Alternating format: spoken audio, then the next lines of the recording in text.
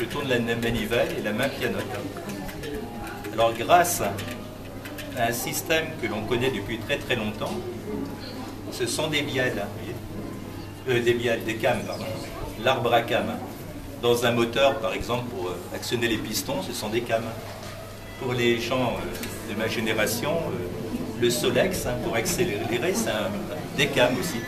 Donc, ça imite très bien le mouvement naturel. Et les cames, on connaît ça depuis très très longtemps, depuis l'Antiquité.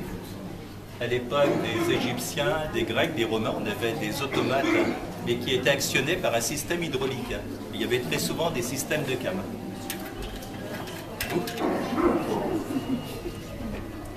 Alors voici la reproduction du Turc, joueur d'échecs, mais celui qui avait été créé au XVIIIe siècle par le baron Van Campelen était de taille humaine, il était très grand. Alors ce Turc, cet automate, qui a eu beaucoup de succès un peu partout, il est allé par exemple en Russie, et il a battu aux échecs l'impératrice Catherine II de Russie, qui avait été très vexée. Il a battu aux échecs Napoléon Ier. Il est allé jusqu'en Amérique pour jouer aux échecs contre Benjamin Franklin, entre autres. Alors on montrait bien qu'il y avait un mécanisme. On ouvrait la porte d'un côté, de l'autre côté, le mécanisme. On actionnait le mécanisme et l'automate se mettait à jouer. Mais, là aussi, il y avait un truc qui est expliqué bien plus tard, c'est qu'en fait, à l'intérieur de l'automate, le secret, c'est qu'il y avait une personne qui était cachée. Alors c'était assez complexe comme mécanisme, parce que lui était à l'intérieur, il pouvait actionner l'automate, et à l'intérieur, la personne qui était cachée avait son échiquier, et c'était complexe, avec un système d'aimant, les pièces se déplaçaient sur l'échiquier. Enfin, en tout cas, il y avait quelqu'un qui était caché.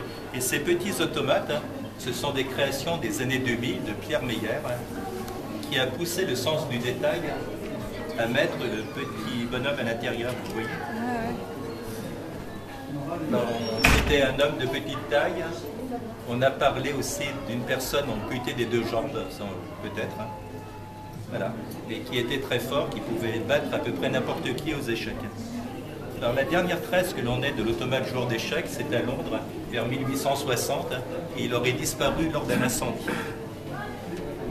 Par la suite, après cette grande période du 18e, 19e siècle, on a fabriqué des automates en plus grande série que l'on pouvait acheter dans les catalogues, et de grande qualité, comme le Magicienne qui est au centre de la maison de Caen.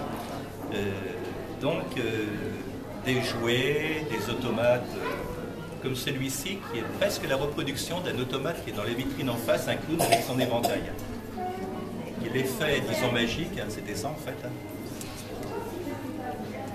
Il cache sa tête, la tête disparaît, elle réapparaît dans le dé.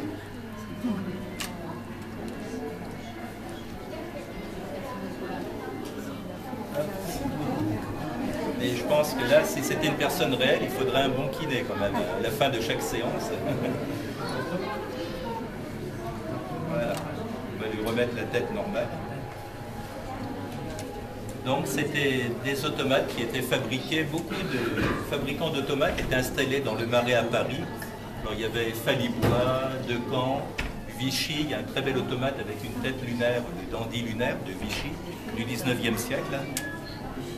Et là c'est un jouet automate de la maison Decamps, grand fabricant d'automates du début du 20e siècle. C'est le... On ne touche pas, parce que là je vais remonter.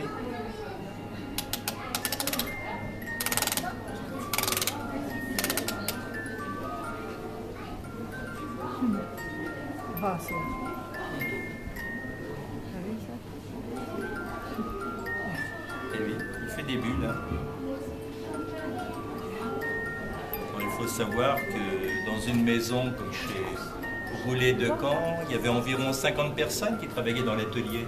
Les personnes, évidemment, qui réalisaient le mécanisme, mais il y avait aussi tout l'habillage de l'automate, le sculpteur qui réalisait le visage pour les automates à figure humaine, par exemple, dans la vitrine un peu plus loin la tête de Bourville.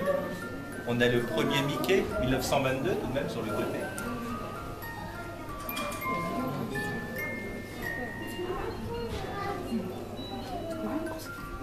Dans une dernière bulle.